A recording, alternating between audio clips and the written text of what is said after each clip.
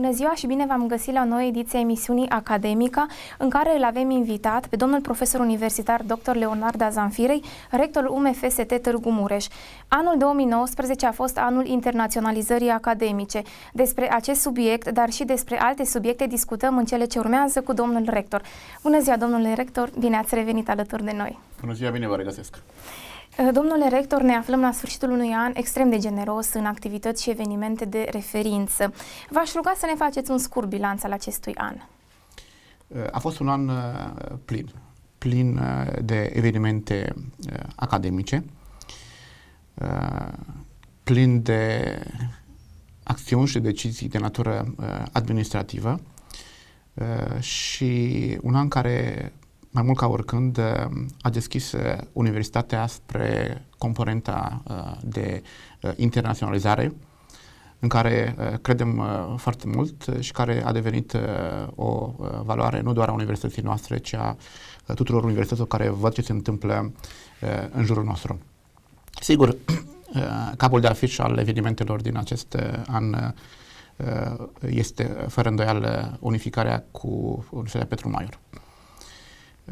A fost un proiect îndelung discutat, uneori poate controversat dintr-un anumit punct de vedere, dar acum când privesc înapoi, sunt mai convins decât oricând că a fost o decizie foarte bună, nu doar pentru universitate, ci și pentru întreaga regiune în care noi ne găsim, pentru viitorul, până la urmă, a învățământului universitar din Târgu Mureș. Cunosc mai în detaliu în acest moment plus valoarea care a venit din unificarea cu Universitatea Petru Maior și pot să spun fără niciun fel de ezitare că dacă ar fi să dăm timpul înapoi, am merge pe același drum, pentru că a fost o decizie care începe deja să-și arată roadele. În egală măsură aș putea să adaug la această listă faptul că practic am finalizat aproape tot ce este necesar pentru a face funcțională Facultatea de Medicină de la Hamburg. Un proiect despre care îmi place să vorbesc și o voi face puțin mai târziu.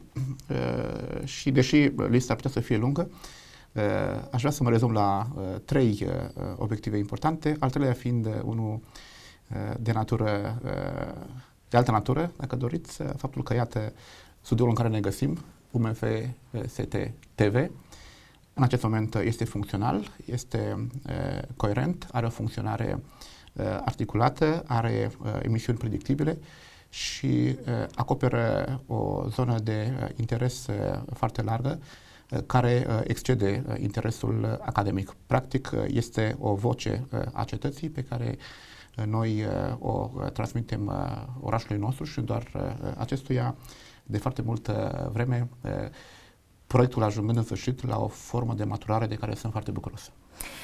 Da, aș vrea să ne oprim puțin la admitere care a avut loc în această perioadă, să ne vorbiți despre concurență, care au fost cele mai căutate programe de studii și ce ați observat anul acesta poate diferi față de anii precedenți. Am abordat în acest an admiterea luând în calcul și programele de studii preluate de la fosta Universitate Petru Maior. Sigur, și prin prisma promovării, dar și a rezultatelor, nu putem să ne așteptăm la niște modificări în bine spectaculoase, cu atât mai mult cu cât purtăm după noi două poveri importante. Pe de o parte, evoluția demografică, care nu este deloc în favoarea segmentului de învățământ superior. De la un an la altul, numărul de absolvenți de liceu este în scădere la nivel de țară. Și a doua povară, care merge și cu o componentă calitativă, nu doar una cantitativă, vine din ceea ce se întâmplă la bacalaureat, o sită mult prea deasă pentru unii, din care noi trebuie, de fapt, să ne recrutăm potențialii candidați. Cu toate acestea, vreau să spun că rezultatele la admitere sunt în acest an poate chiar peste așteptările noastre. Și am să vă dau câteva argumente. Pe de o parte, partea de învățământ medical este într-un trend crescător care se menține în ultimii ani. Sigur, interesul pentru profesia medicală este unul ridicat și se va menține probabil în continuare așa, din motive, sigur, sociale, economice.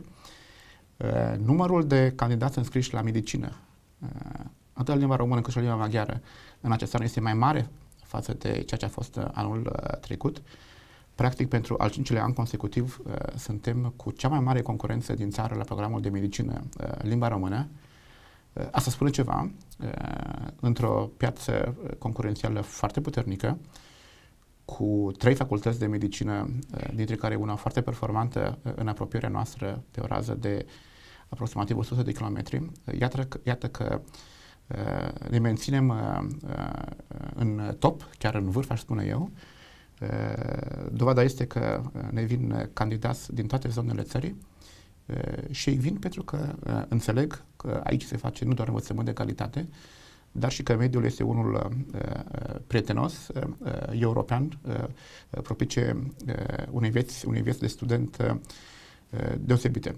Sigur, avem până la urmă limitarea orașului.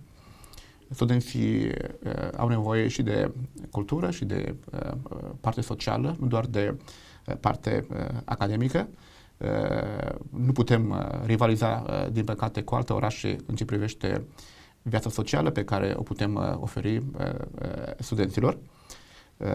Nu e vina noastră și cred că cei care ar trebui să facă mai mult în acest sens trebuie să înțeleagă faptul că acest oraș fără studenți ar fi un oraș mort sau măcar un oraș în comă. Uitați-vă ce se întâmplă în oraș în timpul vacanțelor de vară sau de iarnă, când nu se mai întâmplă de fapt aproape nimic. Însă eu cred că noi trebuie să ne facem partea noastră, iar alții, dacă au timp și dispoziție, să-și facă partea lor.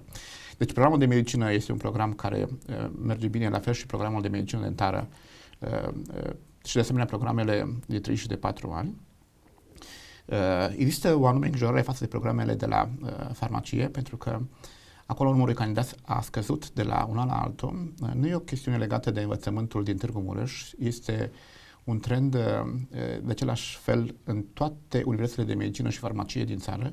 Profesia de farmacist, din păcate, deși este una foarte frumoasă, și-a pierdut foarte mult din interes și este, cred, momentul în care să vedem foarte clar înspre ce ne vom îndrepta în această zonă de învățământ farmaceutic și ce putem adăuga pentru ca anul viitor lucrurile să stea în mod diferit. Pot să spun că sunt mulțumit și de afluxul de studenți la facultățile de la fostul Petru Maior. Numărul de studenți de candidație a crescut. Sigur, a contat foarte mult, cred eu, în decizia pe care candidații au luat-o, faptul că suntem o universitate mai mare, mai puternică, care permite o intensă interdisciplinaritate și programele care erau oarecum incerte, unele dintre ele în anii anteriori, mi se pare că în acest moment capătă o dimensiune suplimentară. Vom face o ediție suplimentară de admitere în toamnă pentru locurile care nu au fost ocupate, mai ales din zona socio-umană. Vom decide acest lucru în ședința de Consiliu de Administrație de luni. Dar aș vrea să mai adaug încă un lucru foarte important, faptul că a crescut aproape spectaculos numărul de studenți, de candidați care au aplicat în programe de master. A crescut cu aproape 50% față de anul trecut. Și mă refer acum doar la masterurile din zona de științe și tehnologie, de unde vin de regulă absolvenții de licențe de la fosta noastră de Petru Maior, ceea ce ne dă până la urmă nouă o consistență și o predictibilitate pentru aceste programe care au nevoie într-adevăr de resuscitare. Una peste alta, la aproape 3900 de candidați care s-au înscris pe diverse programe. Eu cred că vom începe anul universitar mai puternici și cu siguranță cu mai mulți studenți decât l-am încheiat anul acesta. Domnule rector, universitatea noastră poartă numele ilustrului savant american de origine română, laureat al Premiului Nobel pentru Medicină, George Emil Palade, un alt eveniment, o altă știre importantă pentru întreaga comunitate. V-aș ruga să ne vorbiți despre semnificația noii denumiri a universității. Da, această denumire, ca orice lucru până la urmă pe care îl facem, nu poate să mulțumească pe toată lumea. Dar este, dacă vreți, și acest demers un element care susține internaționalizarea. Am avut în urmă cu câteva săptămâni o întâlnire cu 14 directori și șefi de secții a unor spitale din Germania în contextul dezvoltării proiectului nostru din Hamburg. Și pot să vă spun că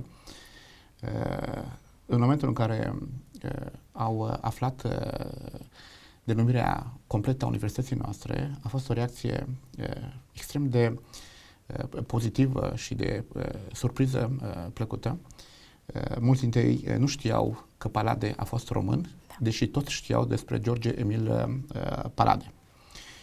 Până la urmă, suntem singura universitate din România care poartă numele unui laureat al Premiului Nobel și acest lucru trebuie văzut în termeni nu locali, nu regionali, ci în termeni internaționali. Pe de altă parte, vreau să mai spun un lucru cu încercarea de a da și o altă lumină unor afirmații care cred că sunt nefiresc puse. Ni s-a reproșat că Palade n-a fost și noi din Târgu Mureș. E adevărat. Palade nici măcar nu putem spune că este român în sensul de plin al cuvântului. Palade este un internațional. Palade aparține umanității, așa cum și alte valori aparțin umanității, chiar dacă s-au născut într-o țară sau într-alta. Și dacă vreți să revenim la ceea ce spuneam că unii s-au grăbit să eticheteze lipsa de buletin al lui Palade legat de Târgu Mureș, până la urmă, dacă ne gândim bine, Universitatea Babeș-Bolyai poartă două nume, Babeș și Bolyai. Ce legătură a avut Victor Babeș, un eminent medic, cu Universitatea din Cluj? Similar pot să spun și despre Universitatea de Medicină din Timișoara.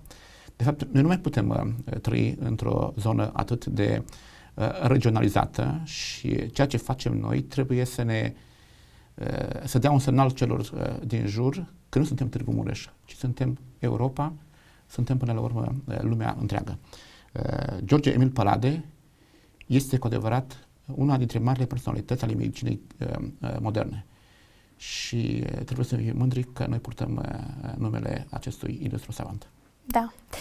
Domnule rector, un alt eveniment de referință și ați vorbit în urmă câteva momente despre filiala de la Hamburg. V-aș întreba în ce stadiu se află acum pregătirile, când va avea loc deschiderea anului universitar și ce așteptări aveți pe termen lung de la acest proiect? Justificarea proiectului de la Hamburg este mai complexă. A venit inclusiv din faptul că există o tendință puternică de internaționalizare a fiecărei universități în România și, dacă vreți, și pe fondul faptului că toată lumea știe că pleacă medicii din țară, din România, în alte țări.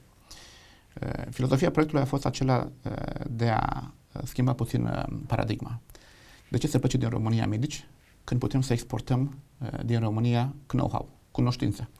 Să mergem noi cu cunoștințele noastre într-o altă țară, iar Germania este, până la urmă, cea mai puternică țară din Europa sau una dintre cele mai puternice, într-un loc care este o metropolă, cum este Hamburgul, un oraș internațional, nu doar german, unde să fim noi cu ce știm noi să facem, deschizând, cum spuneam și cu altă ocazie, o ambasadă neoficială într-unul dintre cele mai cosmopolite orașe din Germania.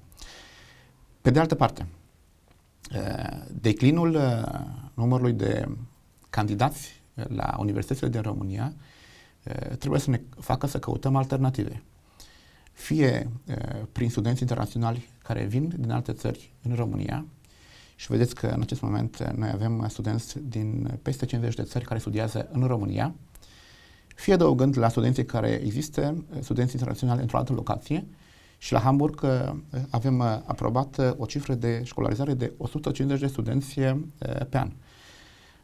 Așa încât eu cred că oricine poate să vadă că este un plus de valoare, de imagine, dacă vreți, de prestanță pentru universitate, pentru că totuși filiala este în Germania, într-o zonă în care criteriile sunt foarte înalte și așteptările din partea noastră din punct de vedere calitativ sunt foarte ridicate. În ce fază suntem în acest moment? Suntem practic în faza de finalizare a campusului. Lucrurile sunt în calendar. Campusul va fi la cel mai înalt standard cu putință în acest moment. Am fost extrem de atenți la fiecare detaliu de natură tehnică. Suntem de asemenea în paralel în faza de a finaliza partea didactică și de organizare a învățământului în cadrul noii facultăți create la începutul anului, a Facultății de Medicină în limba engleză, și suntem în fața ultimei sesiuni de admitere la Hamburg, care va avea loc în ultima decadă a lunii august, încercând să ne apropiem chiar și în primul an de funcționare, de cifra maximă pe care o avem aprobată prin ARACIS la Hamburg de 150 de studenți. Sunt optimist, iar deschiderea festivă oficială a campusului va avea loc în 30 septembrie, unde de altfel avem anunțate participarea unor înalte oficialități atât din România, de la nivel central, cât și din administrația centrală guvernamentală a Germaniei. Va fi un eveniment foarte important pentru țara noastră, pentru Târgu Mureș și pentru țara noastră implicit. Va fi un eveniment important pentru România. Pentru România. Ce obiective are universitatea în noul an universitar? E complicat de a face o listă cu aceste obiective. Sigur, unul dintre ele, și cel mai important, este de a continua armonizarea funcționării celor două structuri care s-au pus la oaltă, pentru că au existat diferențe și de natură administrativă, dar inclusiv din zona de, dacă vreți, cultură instituțională. Totuși, sunt oameni care încep să înțeleagă, poate puțin diferit decât înainte, că o universitate de dimensiunea celei care suntem noi acum aici trebuie să funcționeze după niște mecanisme care să fie predictibile, care să fie corecte și în care să putem în egală măsură și cere, dar și oferi mai multă calitate. Și partea administrativă este o provocare care trebuie rafinată inclusiv în perioada care urmează. Sunt de asemenea câteva obiective de natură de investiții. Este proiectul foarte complex pe care l-am câștigat și care are o valoare foarte mare de aproape 10 milioane de euro, legat de renovarea și transformarea într-o clădire de tip smart building a clădirii centrale a universității. Este centrul didactic care va trebui și el să înceapă renovarea și upgradarea lui din punct de vedere tehnic. Mă refer aici la ceea ce Târgu Mureșenii cunosc sub denumirea de fosta cantină studențească. Este vorba de faptul că se va începe, cred eu, destul de curând, nu ține numai de noi acest lucru, construcția la un nou cămin studențesc care va avea în jur de 280 de locuri. Și sigur sunt și alte obiective de natură de investiții care poate nu sunt atât de mari, dar care sunt consumtive de timp și de resurse umane. Nu în ultimul rând, este foarte importantă perioada care urmează, mai ales începutul noului an academic, prin faptului că în fiecare universitate, deci inclusiv la noi, va începe procesul de alegere a noilor structuri academice. E un proces complex care trebuie să aducă în față oameni care să dorească să lucreze pentru universitate, care să pună deasupra interesului personal interesul universității și care să asigure într-o măsură foarte corectă o bună reprezentativitate pentru fiecare linie de studiu din universitate. Și de asemenea este important ca să facem funcțională Facultatea de Medicină în limba engleză. Și aici este o structură nouă creată, care de fapt va funcționa cu tot ceea ce înseamnă o facultate, care va avea reguli de funcționare pe care trebuie să și le asume și oamenii în general vorbind au temeri de schimbare, au anumite rezerve. Rostul nostru este ca să încercăm să explicăm celor din jur ce se întâmplă și că ceea ce se întâmplă este până la urmă spre binele universității. Da, pentru că ne apropiem de finalul emisiunii, v-aș întreba dacă doriți să transmiteți un mesaj atât comunității academice, cât și studenților care, da, fac parte din comunitatea academică. În primul rând vreau să felicit studenții care au intrat în anul întâi cu ocazia acestei sesiuni de admitere. Examenul de admitere a fost un examen dificil, complicat la unele programe și cred că cei care au intrat merită nu doar felicitările noastre, dar în egală măsură și o mulțumire pe care o transmit în modul cel mai sincer, pentru că, deși oferta era destul de largă, au ales să încerce și au și devenit studenți ai facultăților noastre din UMFST George Emil Paladina din Târgu Mureș. Vă mulțumesc și vă doresc succes în noul an universitar. De asemenea, vreau să le mulțumesc colegilor și colaboratorilor mei. Un an frumos, dar complicat, în care fiecare și-a făcut treaba pe segmentul de care răspunde. Până la urmă, acest angrenaj este unul foarte complex, care are nevoie ca fiecare să-și facă partea de care răspunde ca și atribuții. Le mulțumesc și lor și le doresc lor, o doresc și dumneavoastră, celor care realizează emisiuni la UMFST TV, vă doresc fiecăruia vacanță plăcută. Ne vom revedea în septembrie, vom avea o serie de evenimente și în luna septembrie va fi deschiderea anului universitar, vom avea Ziua Națiunilor, deschiderea anului la Hamburg, așadar urmează o scurtă pauză, după care o serie de evenimente foarte importante. Domnule rector, vă mulțumim foarte mult pentru prezența în emisiune și vă așteptăm și cu alte ocazii în noul an universitar. Pe curând, mulțumesc și eu. Vă mulțumim că ne-ați urmărit și vă dorim o zi frumoasă în continuare și o vacanță frumoasă. La revedere!